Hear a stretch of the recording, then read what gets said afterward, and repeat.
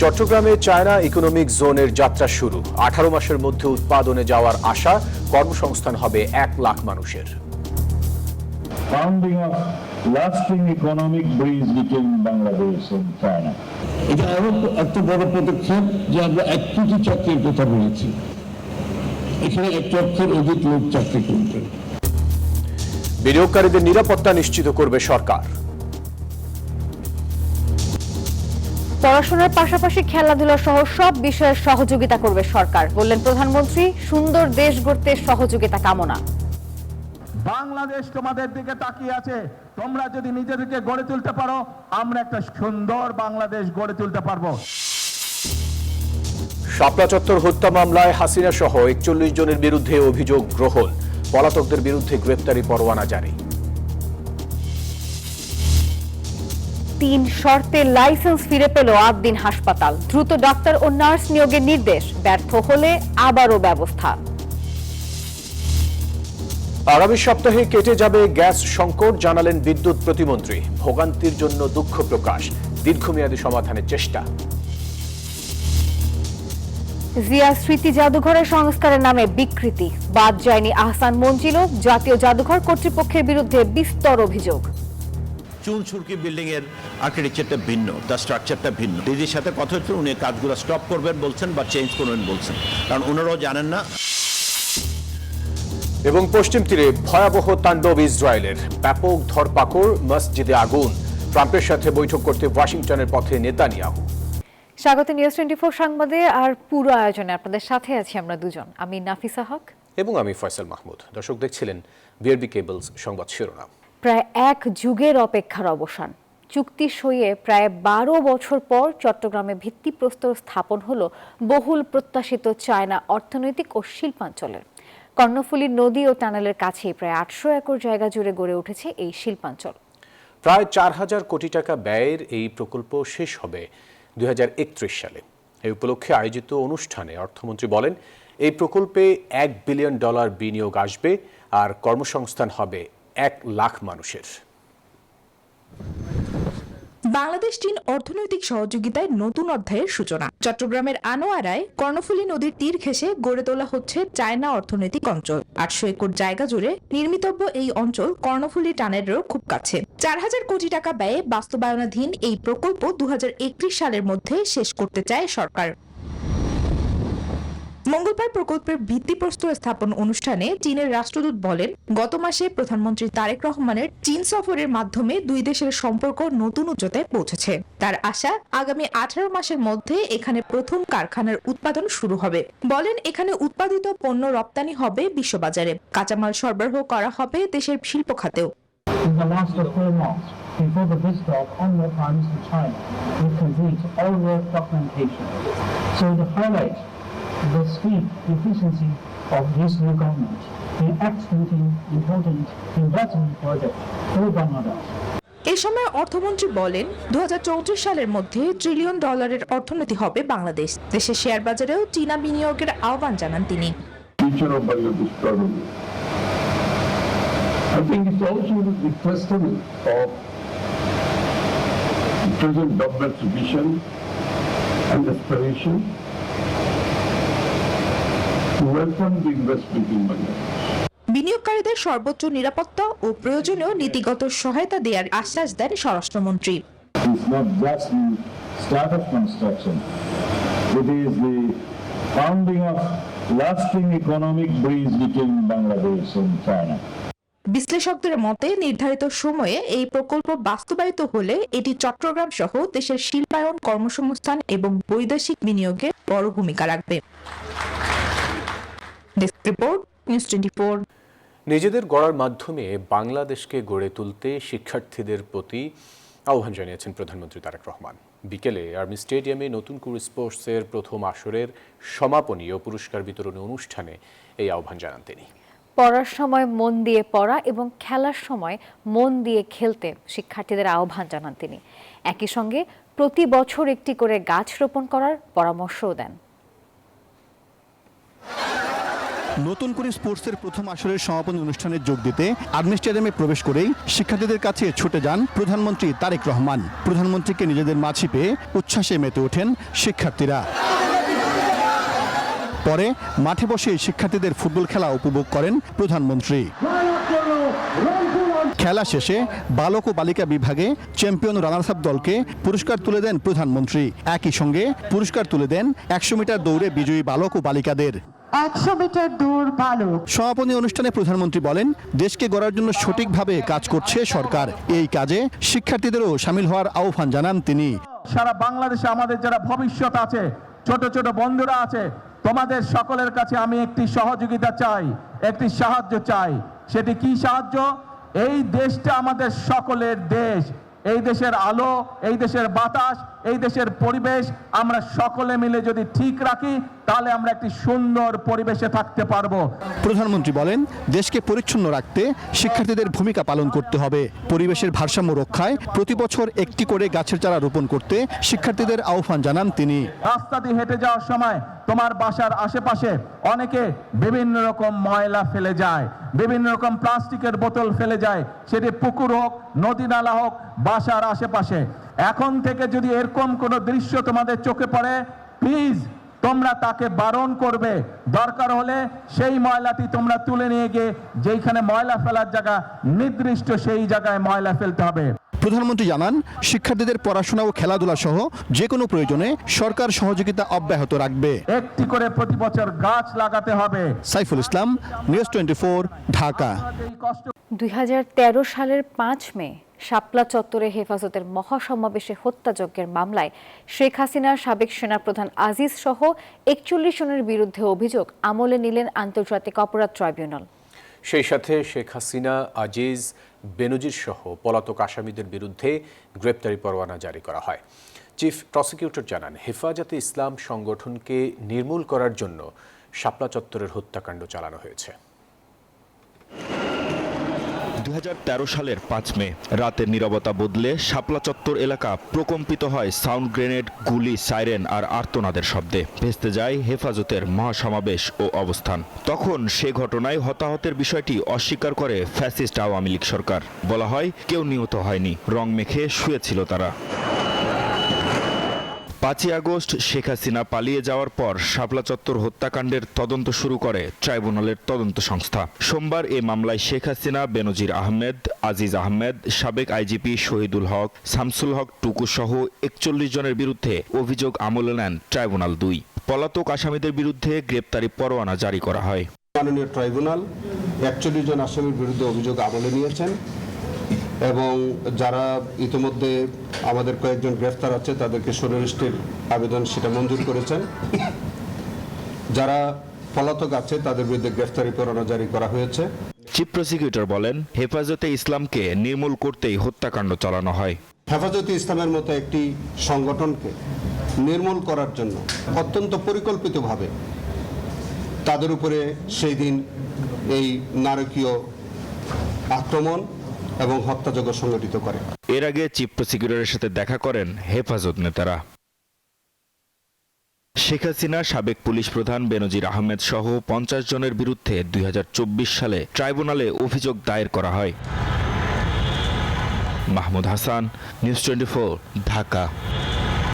রাজধানীর মগবাজারের Ad-din medical college হাসপাতালের licence বাতিলের আদেশ প্রত্যাহার করেছে সরকার।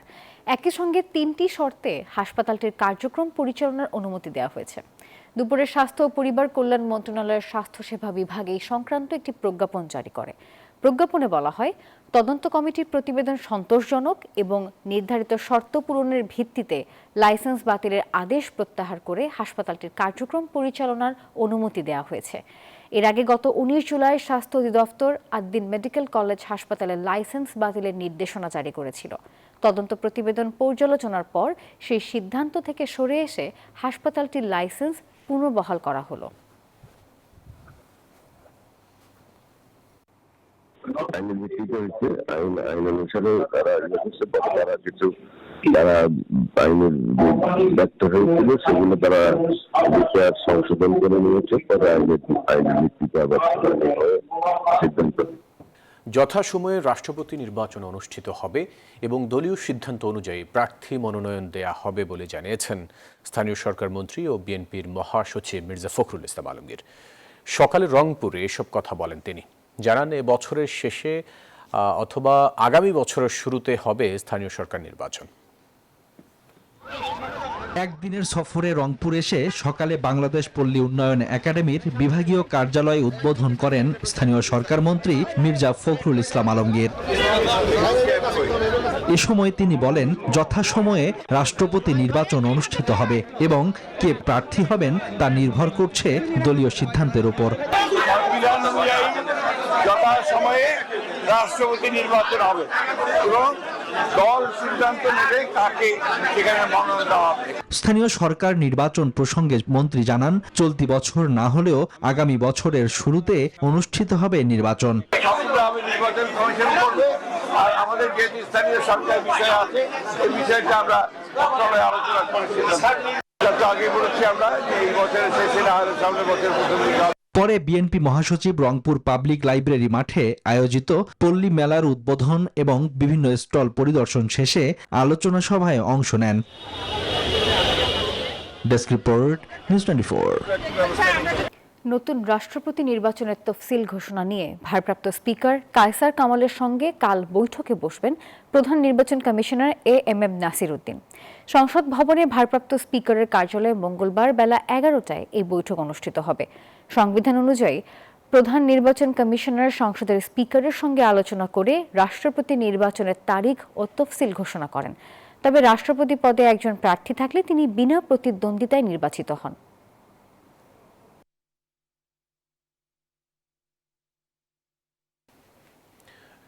বর্তমান সরকার জুলাই যোদ্ধাদের টার্গেট করে দমিয়ে রাখতে চাইছে বলে অভিযোগ করেছেন জামায়াতের সেক্রেটারি জেনারেল মিয়া গোলাম পরওয়ার। তিনি বলেন, এর মাধ্যমে ফ্যাসিবাদের পথেই হাঁটছে তারা। জাতীয় প্রেস ক্লাবে এক সেমিনারে তিনি বলেন, প্রধানমন্ত্রীর অসীম ক্ষমতা হারানোর ভয়ে জুলাই সনদকে বাস্তবায়ন করতে চায় না বর্তমান সরকার। জানান, গণভোটের গণরায়কে অবশ্যই বাস্তবায়ন করতে হবে। বিনা সংস্কারে তারাও শেখ হাসিনার মতো আত্মকেন্দ্রিক হয়ে উঠবে।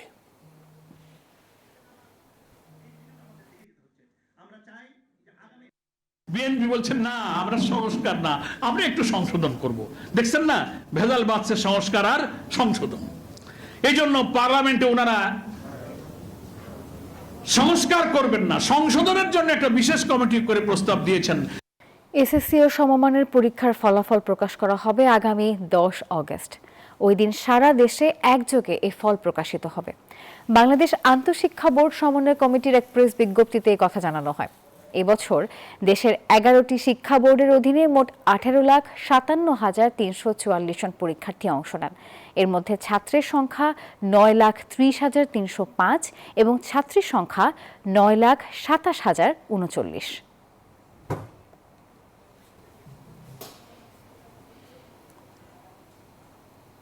ঐতিহ্য আর প্রত্নতত্ত্বকে বাঁচিয়ে রাখার দায়িত্ব যাদের, তাদের চরম অবহেলা আর দুর্নীতির বলি হচ্ছে দেশের ঐতিহাসিক স্থাপনাগুলো। জাতীয় জাদুঘর কর্তৃপক্ষের সীমাহীন উদাসীনতা এবং অনভিজ্ঞ ঠিকাদারি প্রতিষ্ঠান দিয়ে সংস্কার কাজ করানোর কারণে ধ্বংসের মুখে পড়েছে গৌরবময় ঐতিহ্য। শহীদ রাষ্ট্রপতি জিয়াউর রহমানের স্মৃতি বিজড়িত জিয়া স্মৃতি জাদুঘর এবং ঢাকার আহসান মঞ্জিল জাদুঘরে সংস্কারের নামে ঠিকাদারি প্রতিষ্ঠানের ঐতিহ্য ধ্বংসের চালচিত্র অনুসন্ধান করেছেন সহকর্মী মাসুদ আল আমনী। জাতীয় জাদুঘরের দুর্নীতি নিয়ে 3 পর্বের ধারাবাহিক প্রতিবেদনের আজ থাকছে প্রথম পর্ব।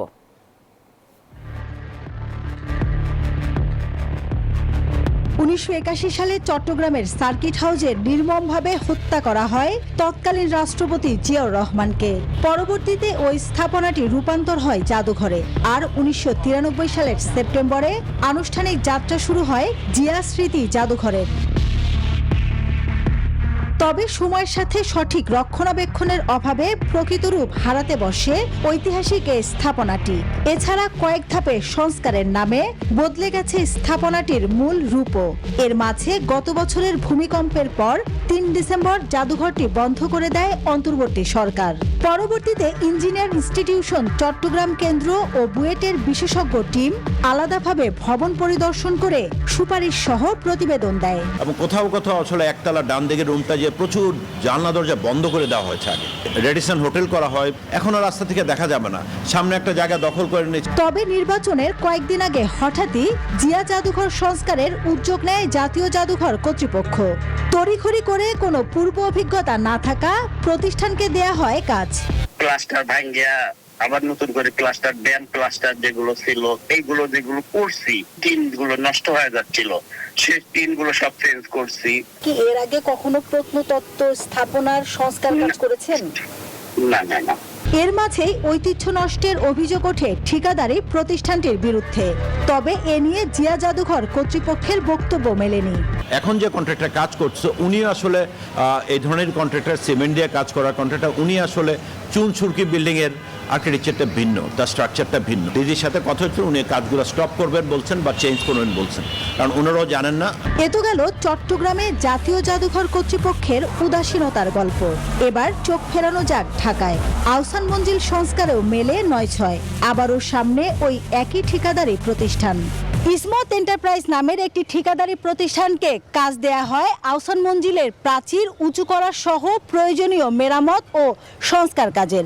কিন্তু ঐতিহ্যের নিয়মনীতির কোনো তোয়াক্কা না করেই প্রাচীন এই দেয়ালের বড় অংশই ভেঙে ফেলে তারা।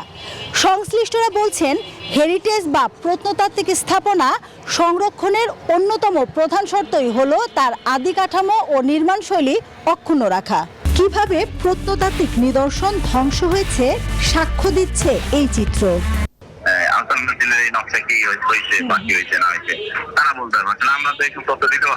এবার অভিযোগ ওঠা ঠিকাদার প্রতিষ্ঠানের খোঁজে নিউজ 24। চুক্তির নথির ঠিকানায় পাওয়া যায়নি অফিস।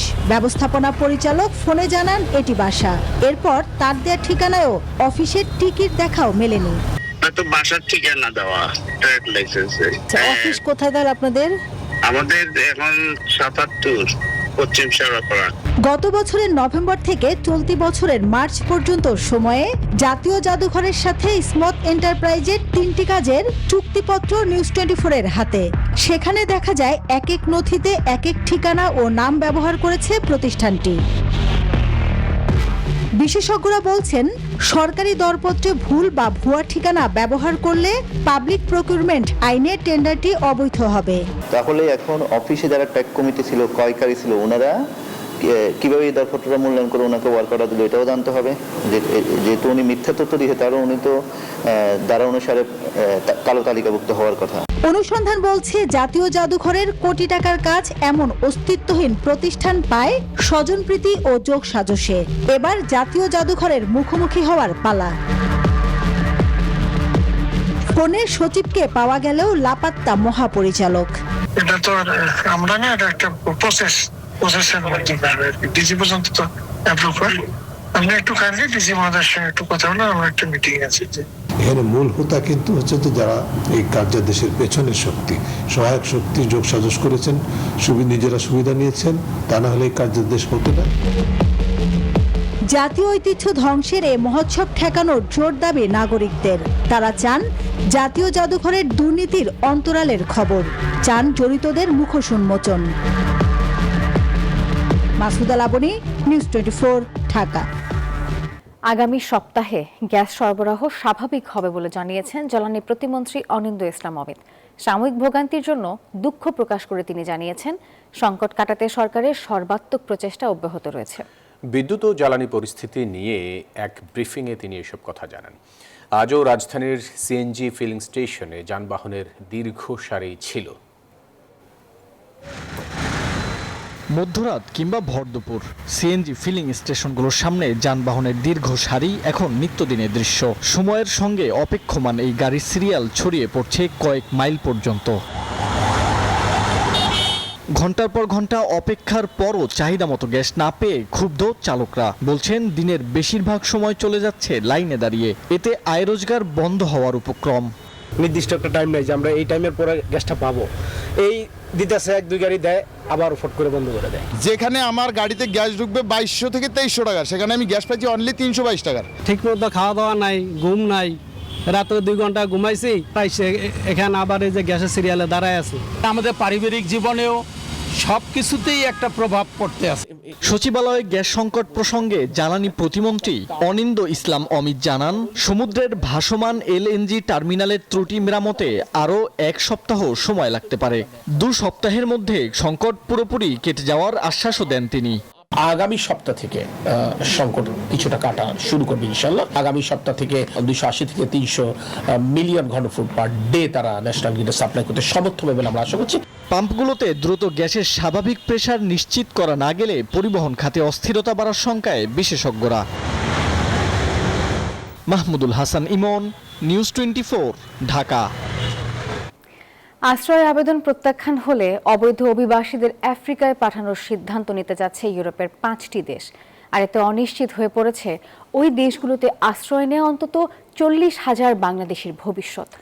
আন্তর্জাতিক অভিবাসন এবং শরণার্থী বিশেষজ্ঞরা বলছেন, এমন উদ্যোগ আশ্রয় প্রার্থীদের আইনি সুরক্ষা পাওয়ার অধিকার দুর্বল করবে, লঙ্ঘন হবে মানবাধিকার। বিস্তারিত জানাচ্ছেন শাহ আলী জয়। সামনে স্বপ্নের ইউরোপ, উন্নত জীবনের আশায় সেখানে যেতে এমন ঝুঁকিপূর্ণ পথ পাড়ি দেওয়ার কার্পণ্য করেন না অনুন্নত বিশ্বের লাখ লাখ মানুষ। পৌঁছতে পারলে ঠাঁই হয় শরণার্থীর তালিকায়, আবার বৈধ পথে গিয়েও মেয়াদ শেষে ফেরেন না অনেকে। রাজনৈতিক আশ্রয় চান ইউরোপের বিভিন্ন দেশে। যাদের রাজনৈতিক আশ্রয়ের আবেদন প্রত্যাখ্যান হবে তাদের নিজ দেশে ফিরিয়ে দেওয়ার আগে পাঠানো হবে আফ্রিকার বিভিন্ন দেশে। এমন রিটার্ন হাব থেকে নিজ দেশে প্রত্যাবাসনের কার্যক্রম চূড়ান্ত হবে। জার্মানি, ডেনমার্ক, গ্রিস সহ অন্তত 5টি দেশ এমন সিদ্ধান্ত প্রায় চূড়ান্ত করেছে। গ্রিসের অভিবাসন মন্ত্রণালয় জানিয়েছে এ বছরই 5টি দেশ এ সংক্রান্ত চুক্তি করবে। এমন সংবাদে উদ্বিগ্ন ইউরোপে থাকা রাজনৈতিক আশ্রয় প্রার্থীরা। পুরো প্রক্রিয়াতে এখানে আইন কানুন মানবাধিকার সেই বিষয়গুলো যেন লঙ্ঘন না হয়, সেটা নিশ্চিতভাবে ইউরোপের উচিত সেইগুলো যেমন নিশ্চিত করা। সত্যি সত্যি যদি কেউ বিপদে পড়ে আশ্রয় প্রার্থনা করে তার বিষয়টা যেন মানবিকভাবে দেখা হয়, সেটাও নিশ্চয়ই আমরা আশা করি ইউরোপ বিবেচনা করবে। যারা শরণার্থী হিসেবে আশ্রয় প্রার্থী হন তাদেরকে জোরপূর্বক কোনো দেশেই পাঠিয়ে দেওয়ার কোনো অধিকার কোনো রাষ্ট্রের নাই। আন্তর্জাতিক নিয়মের মধ্যে এটা পড়ে না। যদি পড়ে তাহলে কোনো রাষ্ট্র বা ব্যক্তিও ওই রাষ্ট্রের বিরুদ্ধে তার একটা অবস্থান নিয়ে আন্তর্জাতিক আইনেরও শরণাপন্ন হতে পারে। ইউরোপে বাংলাদেশিদের আশ্রয়ের আবেদন গ্রহণের হার মাত্র 3 থেকে 4%। তাই প্রত্যাখ্যাতদের তৃতীয় দেশে পাঠানোর সিদ্ধান্ত হলে তা হবে এক ধরনের মানবতা বিরোধী কর্মকাণ্ড বলছেন বিশ্লেষকরা। এটা নিশ্চয়ই ওই ইউরোপিয়ান দেশগুলোর একটা তাদের সাথে একটা দ্বিপাক্ষিক আলোচনা বা একটা সমঝোতা আছে যে যদি এরকম ভাবে পাঠানো হয় তাহলে তারা কি সুরক্ষা পাবে। তবে সেক্ষেত্রে ওই ব্যক্তিরও অধিকার থাকবে যে বুঝে নেওয়া যে ওই দেশে তাকে যে যেতে বলা হচ্ছে তিনি জেনে বুঝে যাবেন। এখানে জোরপূর্বক তাকে পাঠাতে গেলেই কিন্তু সেটা একটা আইনি জটিলতার মধ্যে তৈরি হবে এবং তার মানবাধিকার লঙ্ঘন তখন হবে। তারা বলছেন এমন উদ্যোগ বাস্তবায়ন হলে সামগ্রিক অভিবাসন ব্যবস্থাপনায় নেতিবাচক প্রভাব পড়তে পারে। শাহ আলী জয়, নিউজ 24, ঢাকা। এবারে আন্তর্জাতিক প্রসঙ্গ। অধিকৃত পশ্চিম তীর জুড়ে আবারও তাণ্ডব শুরু করেছে ইসরায়েলি বাহিনী। সন্ত্রাসী নির্মূলের অজুহাতে আটক অন্তত 70 ফিলিস্তিনি। এমনকি আন্তর্জাতিক নিষেধাজ্ঞা উপেক্ষা করে ফিলিস্তিনিদের উচ্ছেদ কার্যক্রমও চালাচ্ছে ইহুদিরা। 2 মসজিদে আগুন দেওয়ার ঘটনাও ঘটেছে। এদিকে ট্রাম্পের সঙ্গে আলোচনা করতে ওয়াশিংটনের উদ্দেশ্যে রওনা দিয়েছে বেনয়ামিন নেতানিয়াহু। পোড়া দেয়াল আর ধ্বংসস্তূপে পরিণত হওয়া এ মসজিদই ফিলিস্তিনিদের ওপর চলমান ইসরায়েলি আগ্রাসনের নীরব সাক্ষী।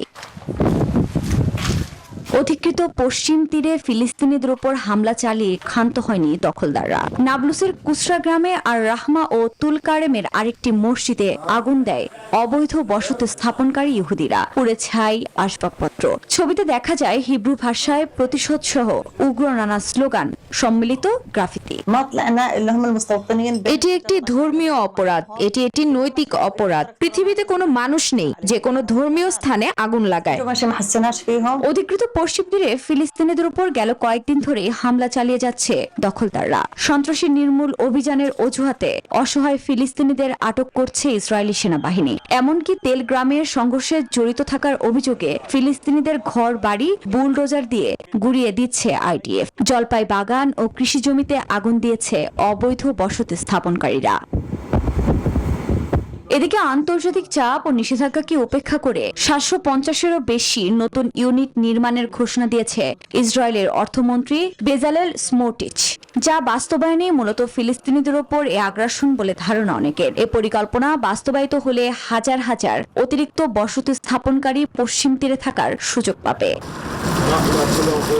এদিকে ট্রাম্পের সঙ্গে আলোচনা করতে ওয়াশিংটনের উদ্দেশ্যে রওনা দিয়েছেন ইসরায়েলের প্রধানমন্ত্রী বেনিয়ামিন নেতানিয়াহু। এর আগে আন্তর্জাতিক অপরাধ আদালতের গ্রেফতারি পরোয়ানা এবং নিউ ইয়র্কের মেয়র জোহরান মামদানির হুঁশিয়ারি উপেক্ষা করেই জাতিসংঘে ভাষণ দিতে যাওয়ার ঘোষণা দেন তিনি। আফরিন মৌ, নিউজ 24। নিউজ 24 সংবাদের এখনকার আয়োজন এই পর্যন্তই। এতক্ষণ সাথে থাকার জন্য ধন্যবাদ সবাই।